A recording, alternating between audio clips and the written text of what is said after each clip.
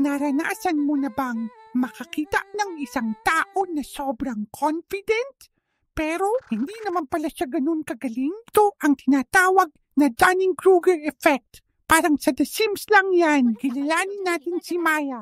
Bago pa lang siya sa pagpipinta, ang painting skill bar niya ay halos wala pang laman. Pero tingnan mo, may confident moodlet siya na kulay green. Sa isip niya, isa na siyang Picasso. Hindi niya nakikita ang mga pagkakamali niya kasi hindi niya pa alam kung ano ang magaling. Ito naman si Leah, isang expert painter, puno at kumikinang na ang painting skill bar niya. Pero bakit may insecure moodlet siya na kulay blue? Kasi alam niya kung gaano kalawak ang mundo ng sining. Mas marami siyang nakikitang pwedeng i-improve. Isipin mo na ang kaalaman ay isang bundok. Sa simula, akala mo tuktok na yan. Pero habang umaakyat ka, dun mo makikita kung gaano pa kataas ang kailangan mong akyatin. Kaya huwag kang matakot magduda.